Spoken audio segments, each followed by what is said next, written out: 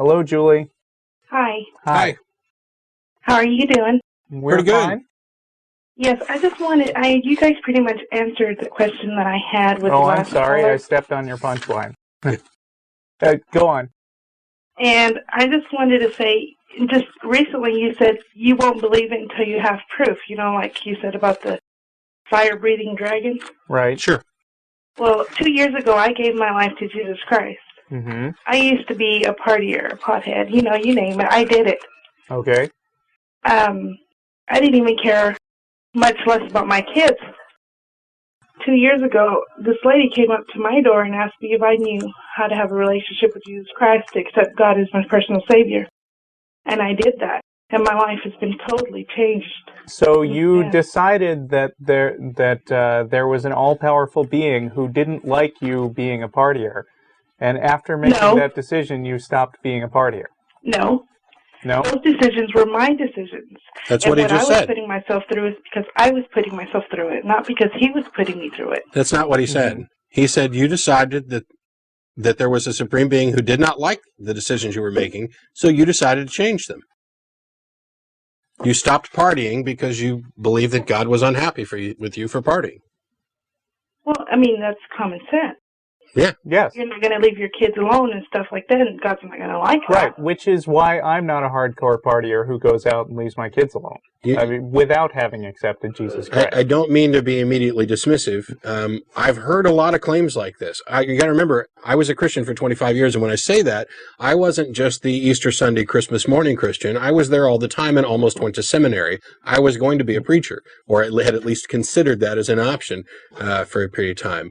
I've been in church and sang the songs and been to revivals and seen people abandon drug use and come to Jesus. And, you know, that's what Jesus did for me. I'm sorry. I appreciate that it's real to you and real to those people. I don't accept that. I used to believe it. I don't anymore. And what I think, that is not proof that there is a God or that Jesus has done anything. And the reason is that there are plenty of people, regardless of their religious belief, including atheism, who have said, you know what, I've been partying too much. I've been an alcoholic. I've been a drug addict. I'm going to get some help. I'm going to change my life. And they make progress without the need of a God. And for me personally, I think that not taking credit for the changes that you make in your own life and instead ascribing it to some, supernatural being and their influence, I'm a little disheartened by that. You say that you've been a Christian. Mm-hmm. You not believe that one day God's going to come back and take his people as a rapture? No. And leave whatever it is behind that needs to be left behind? You don't believe that? No, I no longer believe in any God, and I do not believe that Jesus, if he existed, which I think he probably did, was the son of a God or supernatural or performed miracles or any of that. Well, one day when you guys stand before God, then you'll be able to say that. I appreciate your letting me talk with you guys. Thank you. Okay. Thanks. I hear that all the time. Yeah, it's a threat, basically. Yeah, someday when you stand before God, he's going to show you you're wrong. Well, you know what? On that day, I'll do what Robert Ingersoll's going to do and say, I was wrong. Sorry, I don't know why, but I was wrong. Yeah, maybe it could have been a little more clear.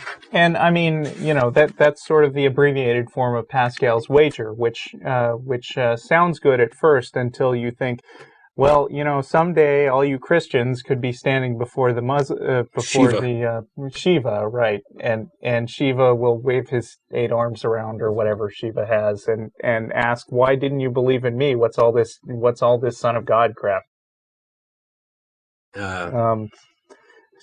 I mean, yeah, it may be comforting for you right now. I wish all that was true. You know, I wish there were, you know... You mean Shiva?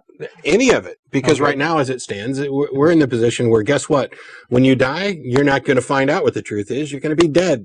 That's it. Yeah, you never get to say, I told you so. And you can't come back as... That is the big downside to atheism. You can't come back as a ghost and tell people, because, well, I don't believe in that either. Right. So, yeah, it's an unfortunate position. But you know what? I'm going to live my life. I'm going to live it in a way that I see as right. I'm going to do right by my fellow man. I'm going to try and explain to people why I believe things that are different from what you may believe. argue as reasonably and logically as possible.